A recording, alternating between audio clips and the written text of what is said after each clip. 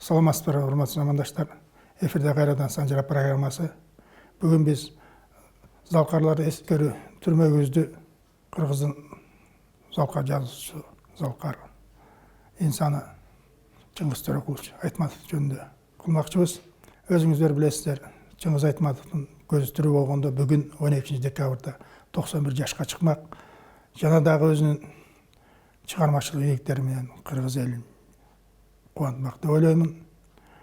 Кыргызда жакшы сөз бар. Карлык келип, касиет келбегени жаман дейт. Чыңгыз Төрөкуловдун ушундай бакытсыз бар адам экен. Эки сапатты бул дүйнөдө алып өттү. Мына өзүңүздөр билесиздер, адам өлсө да сөз өлбөйт. Анын жазып кеткен чыгармалары бизге дагы азыркы жаш муундарга да өтө актуалдуу болуп турат. Бүгүн биз ошол Чыңгыз Төрөкулович Айтматовдун туулган күнүнө байланыштуу дагы бир Чыңгыз Төрөкуловичти көрүп билген адамдарды чакырып маек куралы деп отурабыз. Мен тааныштырып коеюн. Жанымда отурган аксакал Токтогазиев Жөмөбек, Улуттук жазуучулар союзунун мүчөсү, прозаик, драматург. Темиралиев Апилмажун, Силбе билим борборунун президенти. Урматтуу замандаштар, Апилмажун аксакал өзү көп жылдан бери Чыңгыз Төрөкулович менен чогуу жүрүп, жакшылыгын бөлүшкөн адамдардын бири болуп эсептелет. Апилмажун аксакал ушу көп жолу Айтматов тууралуу өзүнүн билгендерин жазып чыкты. Мына бүгүн Чыңгыз Айтматовдун туулган күнүнө байланыштуу бул ушундай адамзаттын мугалими Айтматов деген китебин мына биринчи чыгышын эле сиздерге көрсөтүп жатам. Бул негизинен буга чейинки айтылбаган, Айтматовдун китепте жазылбаган өмүрү тууралуу баяндама берген экен. Биз ушу жөнүндө бир маек курсак. Апилмажун аксакал, ушу китеп жөнүндө айтып берсеңиз. Кайсы ошоларды кийирдиңиз? Бул китеп бетинен мурун басылбаган да. Ооба. Бул негизи мен Европага барганда Чыңгыз Төрөкулович менен Европанын мектептерин, колледждерин, университеттерин кыдырып калдык. Ошондо Чыңгыз Төрөкуловичке улуу жазуучу, белгилүү жазуучу, Залкар жазуучу деп эле биринчи мугалимдин автору деп сөз берип атты. Ошондон кийин менде ой пайда болду. Биринчи мугалимге бул Европада, Туркияда абдан көп маани берет экен, чоң маани берет экен деп. Анан ошол бир учитель деген китеп чыккан Москвадан. Ошол учитель деген китепте Чыңгыз Айтматовдун 5 бетин берген экен да биринчи мугалимден. Ал жерде Аристотель, Платондон баштап кийинки Ленин, Маркс, анан кийин жанагы азыркы тиги педагогдор Макаренко, андан кийинки Аманашвилилердин баары берилген экен да. Анан ошону Чыңгыз Төрөкулович Кыргызстанга келгенде айттым. Чыңгыз Төрөкулович, сиз Кыргызстандын мугалимдери менен канча жолу жолугуштуңуз деп. Анан эстей албай койду, мындай расмий жолугуп калыптыр да. Анда сиз уруксат бериңиз, мен сиздин чыгармаларыңызды окуучуларга жеткирген, элге жеткирген ошо мугалимдер. Анда бир мугалимдер менен жолугушуу өткөрөлү деп. Мына ошондон баштап ой пайда болду. Анан 4 жолу жолугушту уюштурдум. Ошол жолугуштан кийин, анан кийин жалпылап, анан бул жерде философиясы, чыгармачылыгы жөнүндө сөз болбойт. Бул жерде анын адамгерчилиги, адамдык касиеттери, ошондой эле мугалимдерге болгон мамилеси, билимге болгон мамилеси, динге болгон мамилеси, ушулардын баарын өзүнүн чыгармаларынан алып, анан бирге баарлашкан дарын бүт баарын жазып, анан ушуну китеп кылып чыгардым. Бул абдан жакшы болду деп ойлойм. Себеби бул окуу куралы катары дагы, анан кийин чыгарма катары дагы бул биринчи жолу чыгып отурат да. Жакшы. Урматтуу замандаштар, буга чейин өзүңүздөр билесиздер, Чыңгыз Айтматов тууралуу 4 көрсөтүү даярдаганбыз. Ошондон чыгармачылыгы, анын ийгиликтери жөнүндө сөз кылдык эле. Бүгүн ушу китептин тегерегинде баян кылсак, сиз туура айттыңыз. Мен да китебиңизди карап чыктым. Ушул китепке жазылбаган Айтматовдун жөнөкөйлүгү дейбизби, элге кылган мамилеси тууралуу көп жазылган экен. Биз ошого токтолуп кетели. Сизге суроо салган. Сиз өзүңүз Шекер айылынан болосуз. Качандан бери Чыңгыз Төрөкулович Айтматов менен таанышып калдыңыз? Ушу жөнүндө бир маек берсеңиз. Чыңгыз агадан мен 20 жаш кичүүмүн. Ал киши 28 жыл төрөлгөн, мен 48 жыл төрөлгөм. Бетме чикеңме баягы айылга барганда мындай сыртынан неметип аралашып көрүп жүрдүм. Бирок мен университетти бүткөндөн кийин анан барып атайын жолугушун мына окууду бүттү мындай деп ошондон баштап жолугуп жүрдүм да. Анан дагы жакшы жери ошо минтип айтчы мага. Келгенде зарыл жумушуңду тактап туруп, керек болсо ошол кишилердин телефон номерлерин мага бер колума. Атын, жөнүн деп. Ушуга чейин да эң эле жөнөкөйү.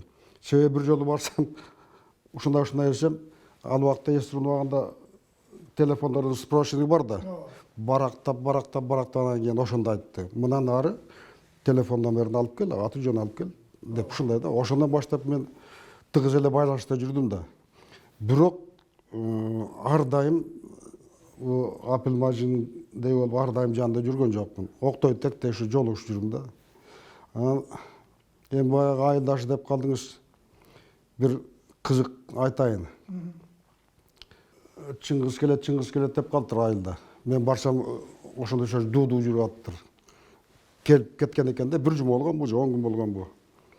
Анан эми ал убакта эсирүүнүн убагында Чыңгыз аганын басканы, турганы, кайсы областка барса дагы протокол да, сааты мынчада бул жерде, мынча сааттан тигил жерде деп.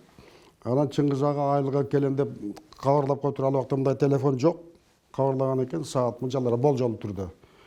Анан айылдын эли кадимкидей казан азып күтүп атат. Чыңгыз ага кечигет. Анан келди дейт. Келди, мен кечирип койгула. Бияктан да кечиктим, эми кайта эле кетем. Ушул наношты ээн дегенби, ушунда мени кечирип койгула, өзүңүздөр бышыган өзүңүздөр неметеңер деп. Анан биздин айылда жакын туугандар бар. Керимсейит Доолбеков деген. Ошол Керимсейит Доолбеков Чыңгыз аган жакын туугандар болот да, атадан неметкенде. Ал Чыңгыз агадан бир мен болжолунда бир 7-8 жыл жаш кичүү. Анан кыйкырыптыр. Бирок мындай айылдын белгилүү жигиттери, белгилүү кишиси да Доолбек Керимбек. Биз сиз деп күтүп казан тамак эт азып атсак, сиз жок деле бул тамакты биз жеп алмакпыз.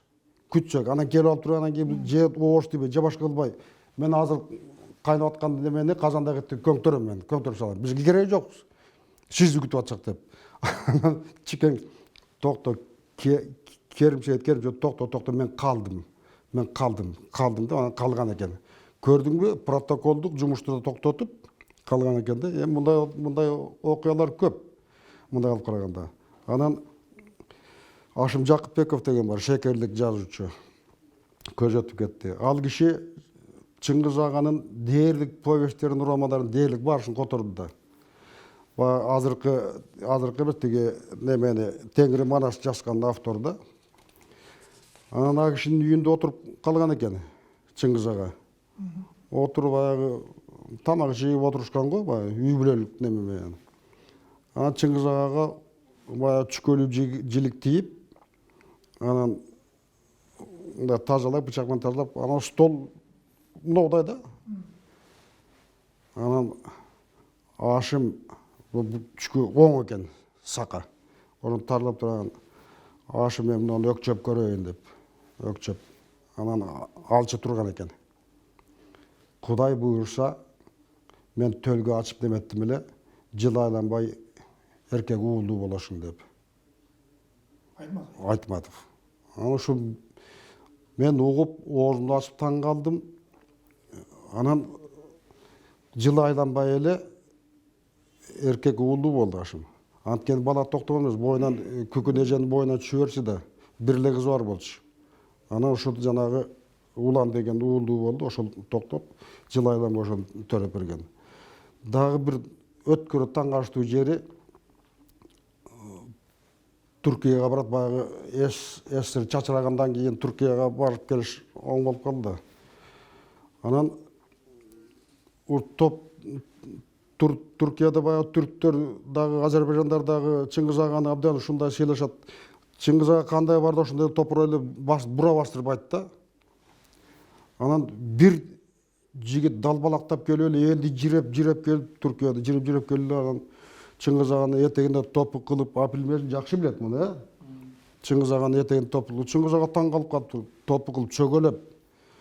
Ушундай деп. Анан тургузду болбойт. Чыңгыз аганын эме табиятына туура эмес да.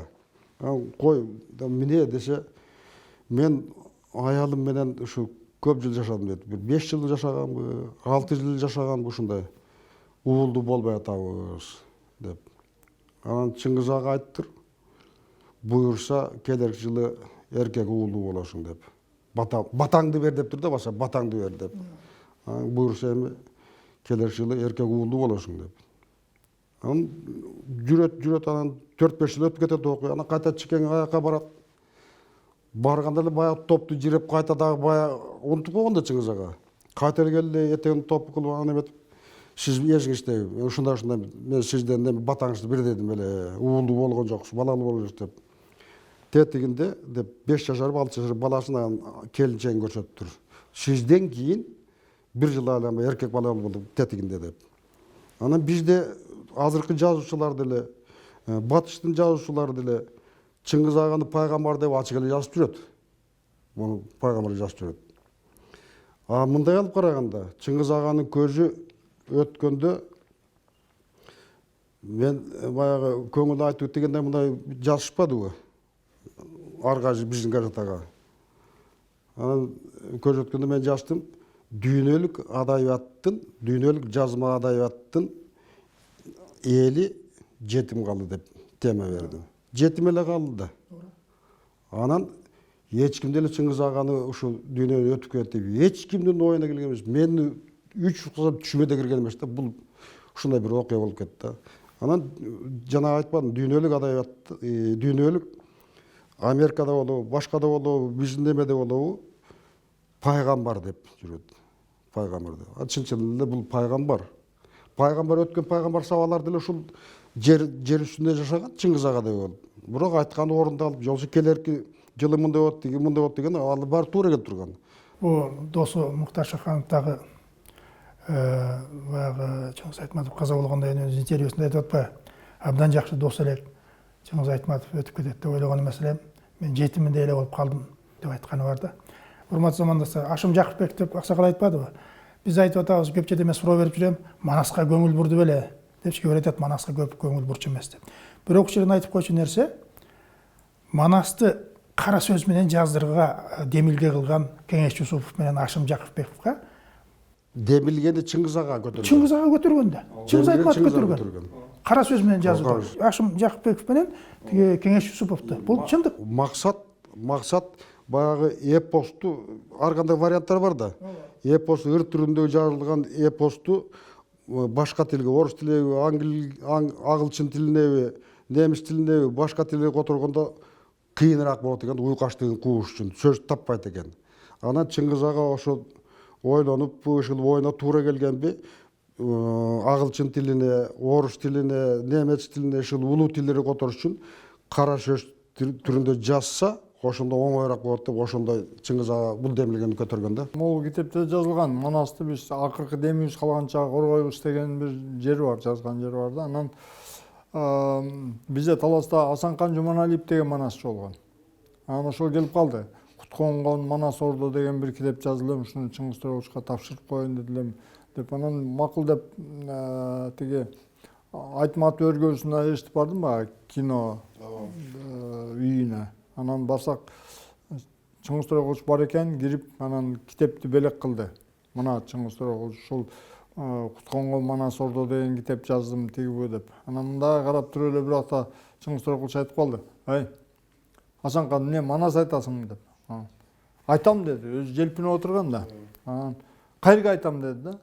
Ошол жерге айта бер деди. Отурган жеринде эле. Өзүнүн кабыл алма бөлмөсү да. Анан эле ал көбүк чачып айтып кирди. Жарым сааттай айтты го дейм. Эште элдин баары күтүп турат. Улам бирөө кирип, бирөө чыгып, улам анан бир убактан кийин токтотту. Мен сырттагы элди көбөйүп кеткенинен анан мен токтоттум. Анан токтотсом, токтот деп айткан да жок да өзү. Айтып атпайбы, кандай рахат Манасты уккан деп. Манаска маани берген. Анан Чыңгыз Айтматов жана анын жери деген бир немисче чыккан китеби бар, чоң. Анан ошол китебин Белекке жазып берди Асанканга деп туруп. Мына маани берген. Мен бир кызыктуу окуясын айтып берейин. Кайсы жыл экени эсимде жок, бирок туулган күнү менен куттуктайын деп телефон чалып калдым да. Телефон чалып, интернет клубтан чалдым, чалсам, кандай деп баарын шашпай сурап, жакшы кабыл алып, анан бир убакта рахмат. Бельгияда азыр саат канчада билесиңби деди. Жок, чыңгыз десем, түнкү 3:30 дейт. Өзүм жаман уялып кеттим да. Чыңгыз мен баягы Америкадан куттуктап жүрүп алмаштырып алыптырмын, кечирип коесуз десем, кечирим сурабай эле кой, бирок сен биринчи жолу куттуктадың да, рахмат деп койду. Анан кийин телефонду коюп, абдан өзүм кыжаалат сезип, каяктан түнкү 3:30 ойготуп атсам, анан бир убакта телефон чалат 1 сааттан кийин. Анан телефонду алсам күлөт. Сен рас ойготуп койсуң, бир убакта бирөө чалат дейт куттуктап. Бул ким десем, Шалжан Жигитов, бүт экипаж менен сизди куттуктайбыз деп. Көрсө космосту убакыт тез эле алмашып турат турбайбы? Жакшы болуптур, мен ойгонуп калгам. Жанагы биздин Кыргызстандан чыккан биринчи космонавт Шалжан Жигитов. Анан кийин ошо бир чети мени кайра кыжаалат болбосун деп, экинчи чети мага абдан жагымдуу болуп калды да бул. Анан дагы бир жолу кирип сүйлөшүп отуруп калсам айтып калды. Мен маалымат катары айтып калдым да. 100 000 километр бир авиа каттам менен учса, буну тиги андан кийин бекер эле уча берсе болот экен деп. Кел отурчу эсептейли деп. Анан эсептеп отурсак, ошо 63-чы Ленин сыйлыктан алгандан бери 2008 жылга чейин жылына айына барышка туура келген экен да, Москвага учканга. Мисалы үчүн Жазуучулар союзунун мүчөсү катары, Ленин сыйлыктын комиссиясынын мүчөсү катары, анан кинематографта иностранный литературанын башкы редактор. Ошентип отуруп мен көп уччу экенмин дейт. Анан эсептесек, ошо 735 жолу жер шарына айланып чыгыптыр да. Эң көп учакка учкан Чыңгыз Төрөкулчу экен да эсептеген. Анан күлүп, ушуну мен билбей калдым, болбосо бир авиа каттам менен уча берсем болмок экен деп тамаша кылды да. Айтматов өзүнүн көзүтүрүү кезинде деле суроо болгон экен. Азыр такталдыбы деп айтып атам да, сураган. Бул 174 тилде чыкты да. 176. Немеси бар, тизмеси бар. Ошондо өзү айтканы бар да, чыгарып атат. Баягы мен деле билбейм канча болуп чыкканын. Яны эсептеш керек деп айтканы бар да. Азыр бир 80 миллиондон ашты го дейм анын нускасы. Ашып кетти го. Сиз айтсаңыз, мына Жамиляга токтололу. Жамиляны жазгандан кийин биздин кыргыз эл ошол идеология боюнча кандай кабыл алды? Мен ошо экинчи суроо берип атам сиздерге дагы. Ошо тагыраак жооп берсеңиз. Берден мындай эки нерсеге кийин өзү жооп берди да. Биринчиси, бул каяктагы бир казакка, Данияр деген казакка эшитип, бир жакшы кыргыздын келинин деп, анан ошондо айткан, жооп берген. Силер жакшылап окуп апсыңар. Жамиляда жазылган, ал өзү биздин айылдан болгон. Анан кийин тайкелерине кетип, анан кийин армиядан келип, анан өткөн, ошон үчүн ал кыргыз деген биринчи. Экинчиси, туура эмес кабыл алды. Бу сүйүү деген мүмкүн кийин түшүнүштү жазуучулар деле. Сүйүү дегенде чексиздик дейт да, чексиздик. Анан кийин мен эми ал жазылып кетти, мен Жамиланы мен да токтото албайм, мен кайра оңдоп жаза албайм. Ошо менен кетип калды. Бирок сүйүү жөнүндө эң сонун баян деп Луи Арагон баа берип койду. Анан ошол кичинекей эле повесть менен мен дүйнөгө таанылдым деп. Ушундай айткан жери бар. Сизге да бир сөз. Арагон жөнүндө айтып калсаңыз. Бу Луис Арагон биринчи жолу Чыңгыз Айтматовду даңгызлап чыкпадыбы? Ушу Чыңгыз Айтматов менен Луис Арагондун мурун тааныштыгы бар беле? Менин оюмча Луи Арагондун аялы орус болгон дейт. Анан ал бүт биздин чыгармачылык китеп жазган жазуучулар жөнүндө информация берип турчу экен, бирок өзү дагы орусчаны үйрөнгөн Луи Арагон. Анан ага Твардовский ушу рекомендовать эткен деген сөз бар. Анан өзү деле, бирок Луи Арагон Чыңгыз Айтматовдун чыгармаларына аябай кызык, биринчи чыгармаларынан аябай кызыккан экен да. Ошондой жагы бар. Анан өзү которгон экен бул Жамиляны Луи Арагон. Китепте ошондой жазылган да. Сиз айтсаңыз, мына сиз да уксаңыз керек. Ошол убакта жазуучулар союзу кандай кабыл алды? Ал убакта эми социалдык реализм деген болгон. Мына ошол азыр да айтып беришип атат, Ал Токомаевдер, жана башка Ал Токомаев баш болгон жазуучулар бул социалдык реализмге каршы деген да. Алардын таянганы ата мекендик согуш жүрүп атса, согушка жарагандардын баарысы согушта ата мекенин коргону, жанын бергени кетип атса, анан аялы Жамила эмне үчүн бир казакты ээрчип кетет? Социалдык реализмге жооп бербейт бул чыгарма. Кармаган жери ошол болгон да. Анан Апилмажин жаңы айтпадыбы? Сүйүүгө чек жок да. Ошолорсо да жаш жазуучулар колдодубу? Жаш жазуучулардын колдогонун мен ал убакта мен өзүм да жаш болчумун, колдогонун билбей калдым. Бирок ошону гана билем да. Менимче жаш жазуучулар колдогондой болгон жок. Себеп дегенде баягы социализм дегенден коркуп турушкан да Коммунисттик партиянын учурунда.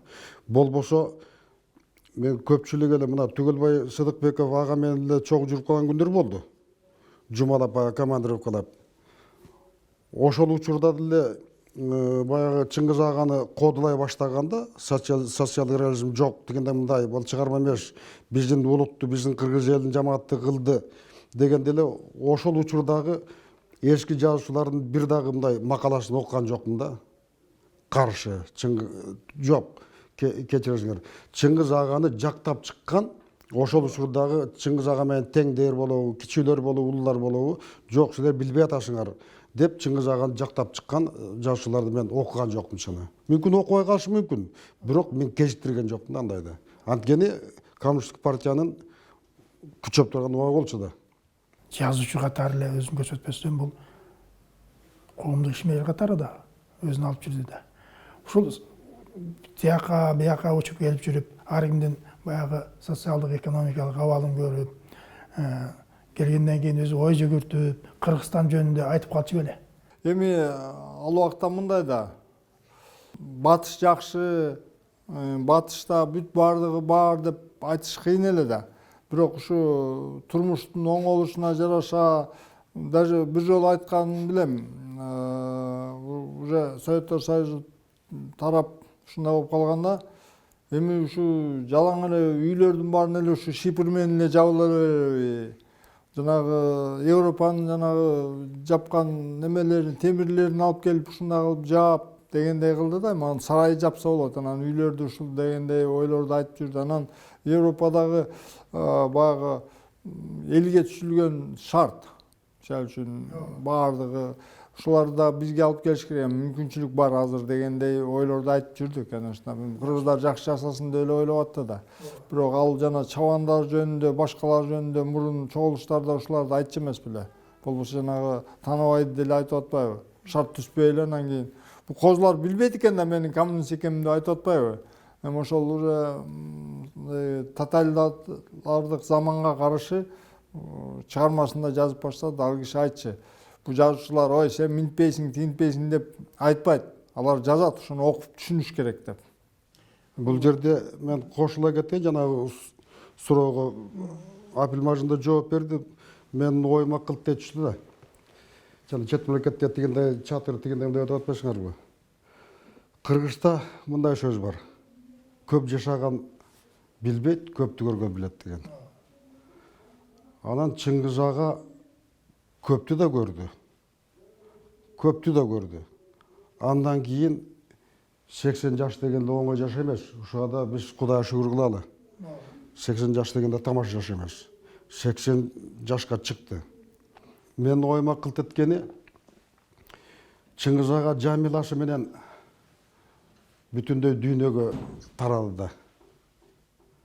Жамила кандай арагон которду, дүйнөгө тарады. Бул өзү чагылгандай эле тарады. Жамила Чыңгыз аган. Анан чет мамлекеттер ушу кичинекей өткөрө СССРдеги өткөрө кичинекей мамлекет Кыргызстан болсо, ошон чыгып дүйнөлүк баягы адабияттын алыптары агылчын болобу, америкалыктар болобу, тиги Кытай болобу, Индия болобу, баарысы кызыгып чакыра башташты. Анан Чыңгыз ага барып турду.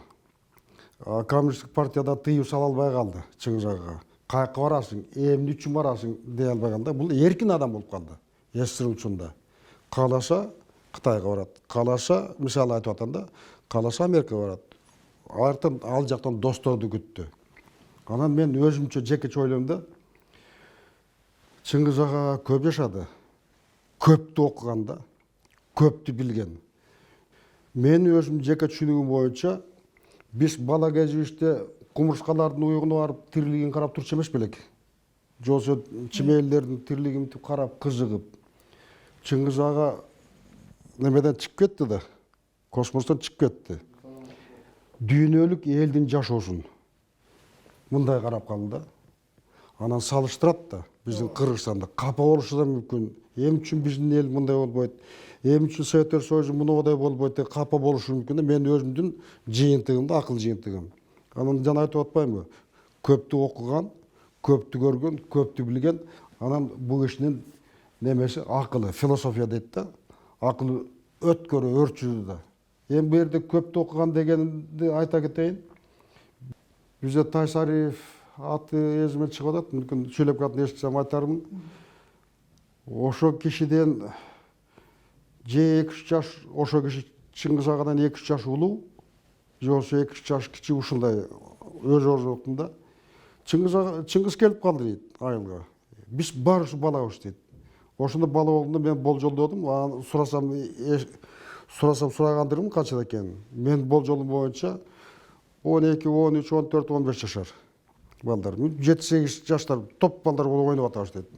Анан бизге дейт бир оюнду берди дейт. Минти ойногула, тигинти ойногула, минткиле деп бизге. Анткени ал убакта Москвадан келип калган, Фрунзеде жашап калган, бизге мындай деп көрсөтмө берди дейт. Анан биз топ ойнап атабыз. Бир карасам дейт, Чыңгыз ага, эми Чыңгыз деп айтып атыр да. Чыңгыз китеп окуп отур дейт. Биздин оюнубузду карап. Анан мен кызыгып, ойун токтотуп коюп барып карадым дейт. Карасам, кийин ойлонсом, Лев Толстойдун жанагы «Война и мир» экен дейт. Ал убакта которулган эмес. Же которулган билбейм. Ошол убакта «Война и мирди» окуп атыптыр дейт. Ошондо Чыңгыз ага көп болсо 15-те. Же болсо 16-да. Ошондо ал демек «Война и мирди» окумак үчүн андан башка китептерди окуп койгон. Бир жылы ушу 50 жылдыгында чогуу айылга барып калдык. Анан ал убакта мындай чегара жок. Калтай Мукамбетжанов. Башка дагы мен эсиме калганы ошондо Калтай Мукамбетжанов менен казак жазуучу, драматургу. Ошондо баягы Фудзиямага чыгуу же болсо Фудзиямада Кадыр түн деген чыгып дүркүрөп турган убагы болчу. Анан 4-5 жазуучу болуп турат. Өзбекстандан дагы бир жазуучу келмек, ошону күтүп чегарада. Анан мен жана айтпадым 20 жаш кичимин. Анан жанына барып сөздөрүн угутсам, айтты. Мен деди Калтайга айтып атат Мукамбетжановго. Техникумду окуп жүргөн дейт. Мына дал ушу чегарага келип токтодук да. Чегарага чейин келчим дейт.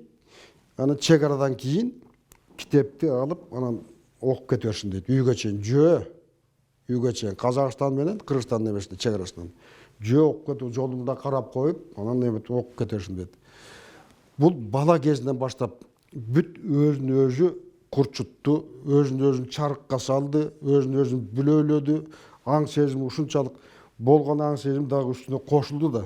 Анан дагы бир таң калыштуу жери социалистик мамлекеттин баатырын алып калды да. Алып калды. Мен ошол учурда негеде айылга барып калгам.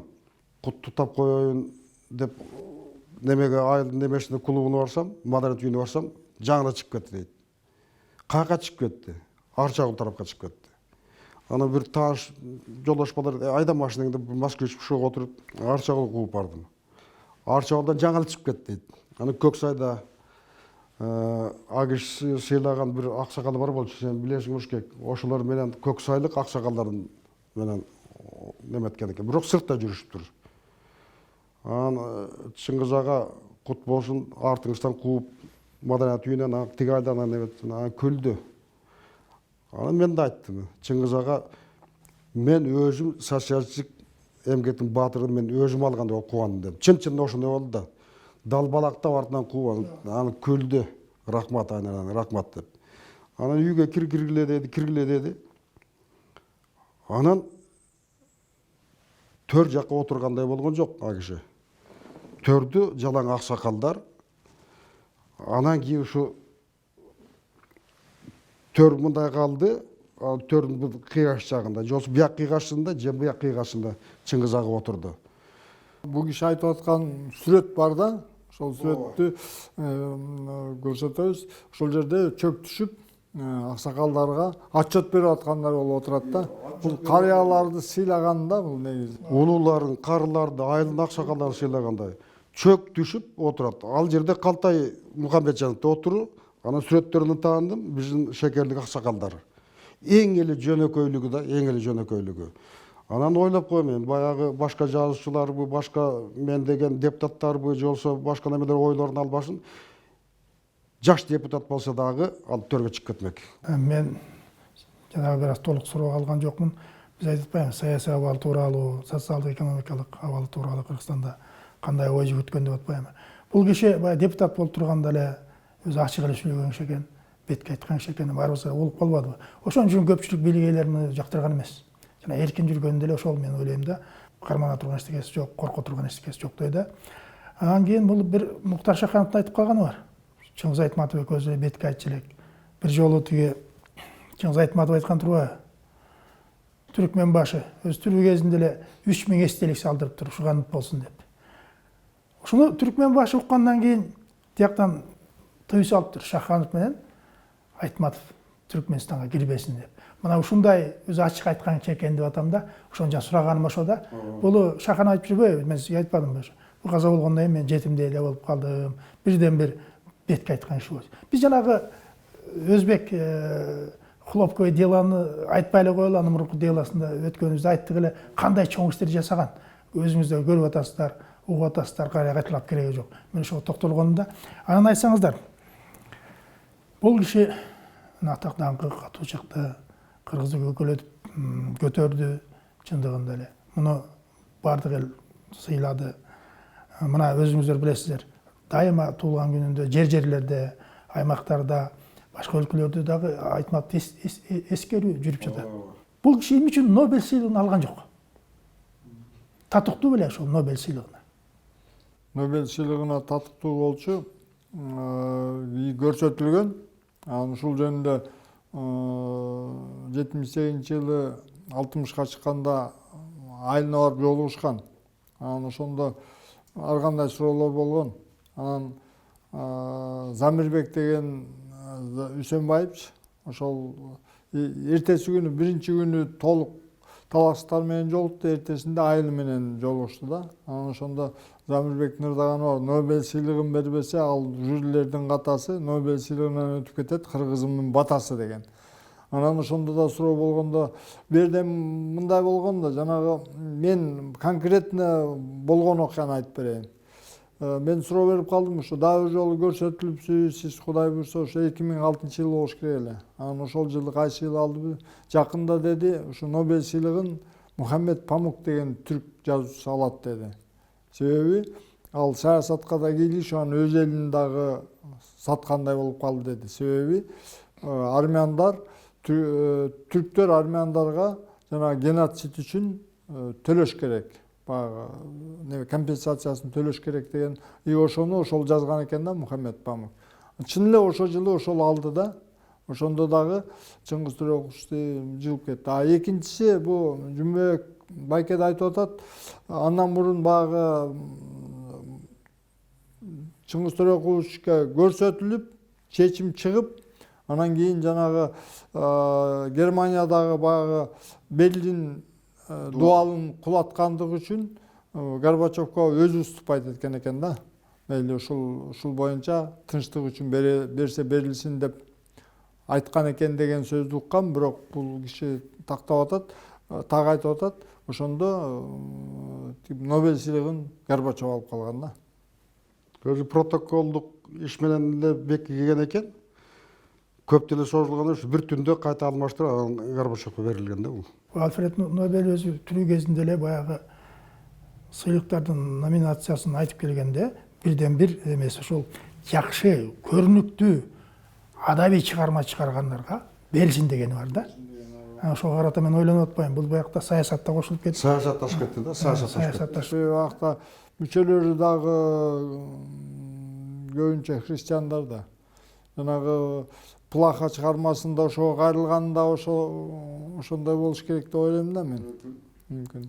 Сиз айтсаңыз, чыгармачыл адам кайсы учурда жазып отурчу эле ушуну көрдүңүздөрбү? Анан өзү мына жөнөкөй адам деп атабыз. Бардык учурда бара берсе эле кабыл алып атат. Туурабы? Башка жазуучулардын адабиятын, чыгармаларын окучу беле, баа берчү беле? Мен билишимче бул киши мага айтканы боюнча мен эртең менен көргөн жокмун, бирок мен бир байкемде айтканы бар. Таңгамал жазчу экен да, эртең менен 4-тө туруп алып ошо жазчу экен. Анан мага жаш кезимде деп айтты да мага, жаш кезимде баягы литературный институт окуп туруп, адабий институтта Москвада. Ошондо поездде отуруп жазганда одан жакшы көрчүмүн дейт да. Поезд кете берет, улагым жаратылышты карап коюп, поездде отуруп алып жазган одан мага ыңгайлуу да болчу. Анан кийин чыгармачылык мындай эргүү берчү деп айтчу да.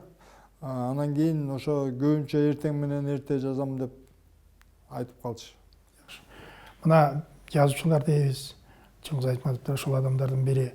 Бирок мен экинчи жолу суроо берип атам, толук жооп ала элекмин да, мен өзүмө ушул ынанбай турам. Чыңгыз Айтматовдун өзгөчөлүгү эмнеде? Ушуга жооп берсеңиздер. Баары эле жазышат. Же бул андан орусча жазып чыгып кеткениненби? Дүйнөлүк деңгээлде айтайын да, мен өзүм эки өзгөчөлүгү бар да мунун. Эмне үчүн жана кээ бир жазуучулар деле айтат, ой биз деле жазып коймокпуз деп ушундай сөз болуп эле жүрөт да. Ооба, ошону айтып Даже бизден баланча деле ошондой эле жазат деп коет да. Бирок бир нерсени эске алышыбыз керек да. Эмне үчүн муну дүйнөнүн эли түшүнөт. Африкада болсо дагы, Вьетнамда болсо дагы бул чыгарма. Yani экинчиси баягы өткөндө интервью бергенде да айтты Жумабек байке. Бул кишиники мындай прототип такта, мисалы үчүн Толгонай эне болгон, Танабай болгон, жанагы Раймалны мен деле өз көзүм менен көрүп калдым, бет врач ушундай. Ошон үчүн элге жакын да. Мисалы үчүн Таласка барсаң, немени билем, Раймалны, Толгонай энени билебиз. Жамила деле болгон, Данияр болгон, ушундай да. Анан ушул жагынан бизге мисалы үчүн жакындык. Дүйнө элине, мисалы үчүн мен Израилге барганда бир профессор айтты мага. Биз дейт Библияны 10 жолу окуп чыгабыз дейт. Бизге милдеттендирет дейт. Мисалы үчүн еврейлер. Бирок дейт мен 10 жолу окуп чыгып, мен профессормун дейт. Бирок Чыңгыз Төрөкуловчудай мен Библияны түшүнбөп турмун деп. Значит, бул кишинин деңгээли башка да. Анан кийин дагы бир жагы бар. Бул жана жөнөкөй жагынан башка жагынан даңк менен бийликти адам көтөрө билиш керек да. Мисалы үчүн бир эле кичинекей сыйлыкты алып көчөдө баспай алгандар толтурат азыр. Бул киши кандай даңкты, кандай жүктү көтөрүп жүрдү. Мунун жөнөкөй адамдар менен да бирдей, президенттер менен да бирдей калыпта сүйлөшө алчу да. Кыргызстандын жазуучулары келип, өзүнүн чыгармаларын кээ бирөө бөлүшөт, мисалы үчүн. Өзү деле чыгармаларын окуп атат ошол кезекте. Кайсы жазуучуну мыкты жазат, ушул келечекте тың чыгат дегендей бир ой айтчу беле? Мен түшүнүгүм боюнча, бул боюнча Чыңгыз ага Кажат Акматов менен өткөрө жакын болуп жүрдү. Өткөрө жакын болуп. Анан Кажат аганы жашаган жери менен Чыңгыз аганын жашаган жери ушу мен болжомдо жөө эле бара турган аралыктай да.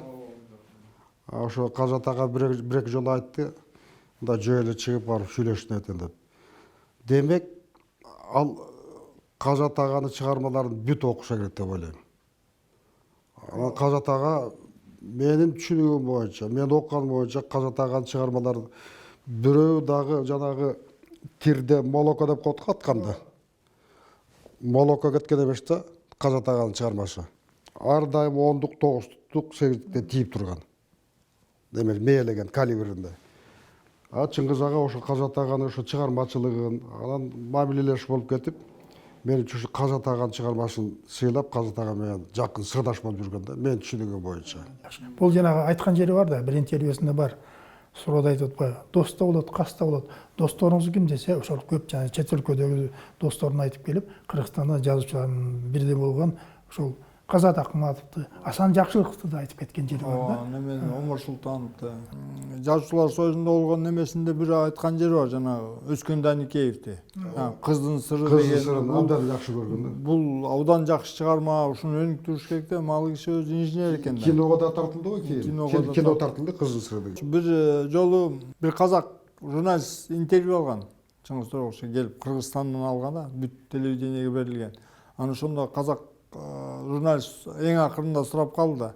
Мен сизге эки суроогум бар деди. Биринчиси деди, казактын кайсы жазуучуларын баалайсыз жаштарынан деп.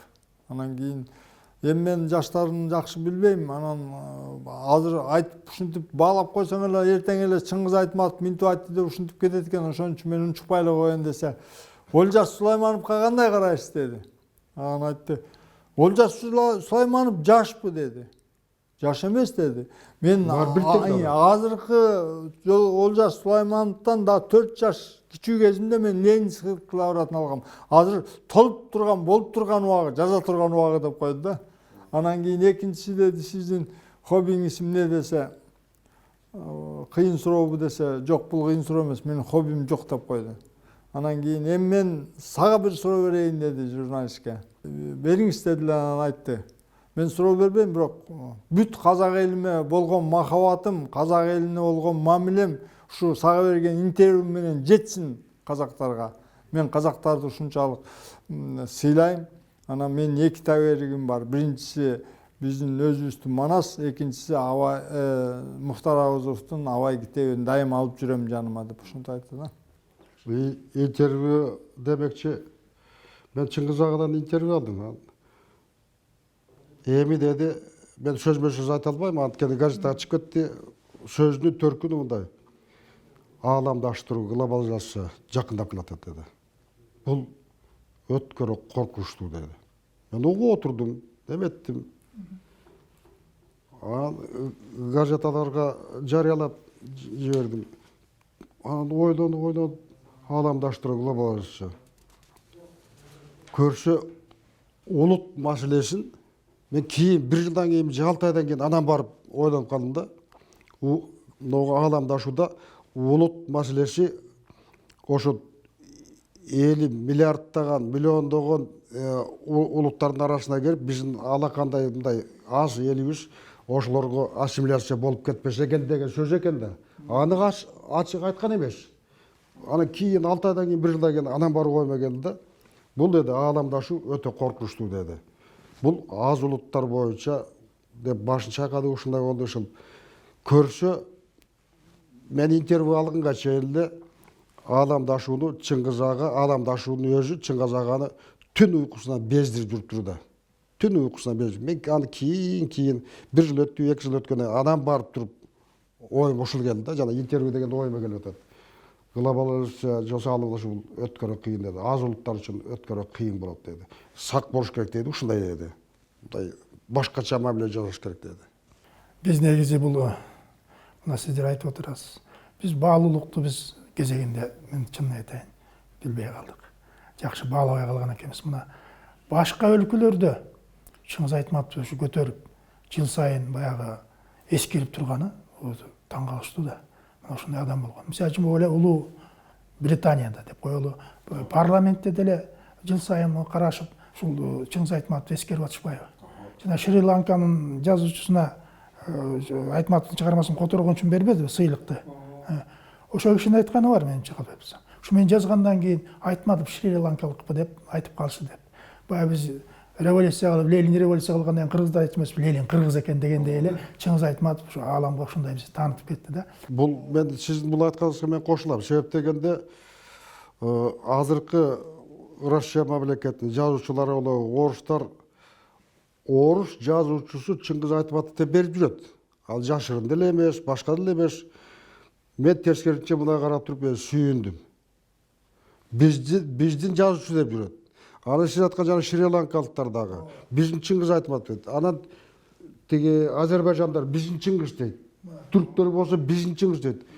Бул дүйнөлүк адам бүт элге Чыңгыз ага ошол немес болуп кеткен. Владимир Санги деген бар го, тиги Нифхынын жазуучусу. Ошонун айтканы бар. менден сурап кал дейт. Ушул айтып бергениңди мен чыгарма кылып жазайын, мага бересиңби десем, анан мен бир мылтык береке берейин дегенди ойлойт да. Анан мылтыгы бар экен дейт. Анан мейли мен ошол чыгармамды айтып берген эпизодду ошол сюжетин бердим дейт да, чыңгыз айтмак. Бирок ушунчалык кубандым дейт. Эгерде мен жазсам, мен 4000 нифхи гана окумак, ошолор эле билмек. Нифхинин бүт дүйнө билип калды дейт Чыңгыз Айтматов. Анан ошону режиссер бага келбеди эле коюп. Анан ошондо айтты да, мен сага ушул спектаклим койгонго берип атып, сенин келечегиң кең болот деп айткан дейт да. Мына мен бүт дүйнөнү кыдырдым дейт, ушул чыгарманы коюп дүйнөгө тараттым деп. Эми жана өзгөчөлүгү дегениң ошо да. Бардык эл меники деп туура түшүнөт. Анан бир вьетнамец жазган бар да, статья кылып. Мен Ильястын турмушун көрүп алып туруп, мен да кайра турмушумду кайрадан баштап жашайм деген айтканы бар да. Биз көргөн Чыңгыз Айтматов баягы токтоо дейбизби, баягы шашпай сүйлөгөн, сөздү барктап, талдап, сактап сөйлөгөн адам да. Негизи бул иши ачууланчу эле. Кыргыз каада салтын кандай кармакчы эле? Эми мен бул ишин бирдей жолу ачууланганын көргөн жокмун. Бирок дайыма тең салмакты кармаганга аракет кылчу. Бир жолу тиги Айыл чарба институтунда, азыркы агрардык университетте жолугушуу болуп калды. Анан Чыңгыз Тороговичке ректор келип, могул папканы сиз ушул жерде сыйлыкка катары тапшырышыңыз керек экен деп. Анан ошо менен чогулуш бүтүп калды. Бүтүп калгандан кийин эч ким айта албай жатат, багы сыйлыкты бериш керек болчу. Бирок элдер туруп атат. Анан бирокта мен чуркап барып айттым, Чыңгыз Торогович, могул папканы сиз бирөөгө тапшырышыңыз керек экен, бу жерде жазылуу экен десем. Анан микрофон иштеп атат да. О, ата, мен алып көнгөн киши муну да көтөрүп кетмек турбаймынбы? Кечирип койгула, мен муну тапшырышым керек экен деп анан жарыялап, анан тапшырды. Элдин баары күлүп, одан ыраазы болуп калышты да. Ушундай болгон. Анан эми бул кишинин дагы бир артыкчылыгы дайыма мындай эле да, ушул жагына абдан көңүл бурчумун мен өзүм дагы. Кат даярдаганда дагы, анан сүйлөшкөндө дагы же толук кыргызча сүйлө, же толук орусча сүйлө. Аралаштырып сүйлөгөндү кабыл алчу эмес да. Шыр эле эскертип, же кыргызча толук айтып бер, же орусча. Ошон үчүн мен сүйлөгөндө дайыма өзүнөн сурап алчумун, мен мону орусча айтам, даяр эмесмин, муну кыргызча айтайын деп. Бул бир жагы. Экинчи жагы, ушунчалык так киши эле, жазуучулардын баары ошондой болуш керек. Мен дайыма маалыматты жазуу түрүндө берчүмүн да. Мына бул кат кетти, бул катка мындай жооп келди, же болбосо могул иш мындай аткарылды деп дайыма. Ошон үчүн мени дайыма американец деп койчу да, тамашалап, Америкага барып келген катары. Кандай дейсиң деп. Анан мен дайыма папкага тигип туруп, анан кийин тапшырып койчумун да. Анан үйгө барып бир сыйра карап туруп, анан бул киши. Кээ бирлер жумуш бүткөндөн кийин кайра келип айтып да койбойт бүткөн жөнүндө, ушул жагына абдан так киши эле да. Бир жолу сүйлөшүп отуруп Чыңгыз Тороговичке кайрылып калдым. Чыңгыз Торогович, мен бир китеп магазинин ачайын деп атам, китеп дүкөнүн Орто Сай базарына десем, анан чакырасыңбы деп калды. Мен Чыңгыз Торогович кантип чакырам, ал кичинекей эле бир бутик, ал кичинекей дүкөнчө десем, айтты, мен супермаркет ачса мүмкүн барбай коюшум мүмкүн, чоң ресторан ачса барбай коюшум, бирок эгер китеп дүкөн анын үстүнө кыргызча китеп сатыла турган болсо сөзсүз келем деп калды. Анан эртең ачылат деген күнү кой бир ооз айтып коеюнчу, тамашалап койгон жокпу деп анан телефон чалдым. Чыңгыз Торогович, баягы дүкөн ачылган жатат эртең. Канчада? Эртең саат 10-да. Анан кийин сөзсүз жок, келем деп эле койду. Анан мен барып Орто Сайдын дирекциясына кайрылып базарга, ой, ушундай эртең Айтматов, биздин базарга Европаны кыдырып жүргөн киши биздин базарга эмне келмек эле деп баары кабыл албай койду да. Анан бирок эртесинде саат 10-да келип, лентасын кесип берип, ошол жерде келген кишилердин бүт бардыгына китебине кол коюп, колтамга берди да. Мына бул кишинин бир чети жөнөкөйлүк, экинчи чети китепке берген баа бергендиги да. Маани бергендиги китепке. Чыңгыз аган бир айтканы эсиме болот. Бул айылга барганда аксакалдардын ичинде ушул шекерликтердин ортосундагы сөз экен. Мындай деп айтты Чыңгыз ага. Бул эс сырын ушунда айткан сөзү да. Мен бүт нерсеге укуктуумун дептир. Бүт нерсеге укуктуумун. Бир гана нерсе укугум жок деп. Анан ал кандай нерсе дегендир элдер, жок өзү кайта чечмелеп бергендир. Мен жаман жазууга укугум жок деп. Демек Чыңгыз ага өзүнө өзү талапты катуу койгон да. Теге чыгарма жазып жараткан чыгармасынан кийинки чыгарма андан күчтүү болуш керек. Шыгылып, мындай мээлегендин өзүнүн немесинде өтөсүнө чыгууга аракет кылганда, талапты катуу койгонда, ушул талаптын өзү өткөрүү оор да бул. Білмейсіңіз, барлашып жүресіз. Ой бөлішіп эле, астында романда мақсат турат, жазсам болот эле. Эми менде мындай да бир жолу сүйлөшүп калып, анан кийин айтып калды да. Мен эмне жасадым деп калды. Анан мен таң калдым. Чоңтур, сиз эмне жасадым десеңиз, анда биз жөнөкөйлөр жөн эле эчтеке жасаган жокпуз да биз десем, анан айтты. Көп нерсе калып калып атат деди. Жетишпей атам деди. Көп иштер бар алдыда деп ушинтип айтты да. Мисалы үчүн Манас 1000 жылдыгында өзү айткан, мына мен ошол убакта президенттердин баарына келген президенттердин баарына айттым дейт да. Ушул Манас Ордого жылына Манас деген симпозиум өткөрүп туруш керек. Ошондо көп эл келет, Манас жөнүндө изилденет башка депчи. Анан эми ушуну аткарып койгондо деле жылына канча деген Манас жөнүндө изилдөө. Бул эми жанагы Муктар Агызовдун айтканы бар эмеспи? Кыргыздар кандай гана бактылуусуңар. Силердин энциклопедияңар, Манас деген энциклопедияңар, баланын төрөлүшүнөн баштап туруп өмүрүнүн өткөнүнө чейин деген. Ошон үчүн биз бул жагын бактылуу элбиз, бирок ошону ошондой кылып алып чыга албай атпайлыбы? Анан ошо менин оюмча да дагы көп нерсе жазмак, ойлор көп деп айтты да. Бирок жетише албай атам деп айтты. Анан бир жеринде интервьюда жазганы бар. Дагы кыла турган иштерим көп, өмүр гана жетсе деп. Туура. Ошону айтканы бар да. Алдыда чоң иштер бар, өмүр жетсе гана болду деген сөзү бар да. Атасынын сөөгүн тапканда сиз сүйлөштүңүзбү? Өзү эмне деп айтты? Мен үйүнө Куран окутуп келгенде бул киши Европага кетип калыптыр. Анан кийин бир жолукканда көңүл айттым да, мен ушундай нерсем анан айттым, мен бир гана нерсеге жооп алдым деди. Жанагы Саманчынын жолунда жазат эмеспиз, кайерге коюлганыңызды билбей калдым бүгүн. Ошол гана эпиграфыма жооп алдым деди. Бирок башка нерсенин баары туңгуюк бойдон калды деди да. Значит, абдан өкүнүп калганда. Бирок эми берден мындай да карашыбыз керек да. Бул Жумекбай айтып атпайбы? 80 жашта дегенде эле жакшы жаш дегүү деп да. Анан эгерде ошол мезгилде 37-жылы атасы атылып кетпесе, бул ошакта калып детдомго кетип калса, шекерге келбей калса, бул кишинин турмушу дагы, өмүрү да башкача болуп калмак да. Анан багы абдан курчуду да бул, бардык жагынан. Турмуштан да, кыйналуудан дагы, атасынын жоктугунан, ушунун баары келип туруп анан ушундай деңгээлге жеткирди деп ойлойм да мен. Болбосо канча деген адамдар мүмкүн жакшы жашоодон эчтекеге жетпей калган болот. Мисалы үчүн Черчиллдин айтканы бар, Африкага барып 3 күн үстүнөн басып жүрүптү да, билбей. Өзү жашынып калган да, анан үстүнөн басып жүрөт да. Ошондо чыдадым дейт да 3 күн полдун алдында. Полдун үстүндө басканда кадимкидей үстүнөн киши. Анан ошол кийин премьер-министрге жеткен да. Эгерде ошондой кыйналбасам, мен мүмкүн мынчалык кыйынчылыкка чыдабайт элем деген жери бар да. Чыңгыз ага бул боюнча кайсы бир кечке интервью берген. Жана өзүң айткан боюнча.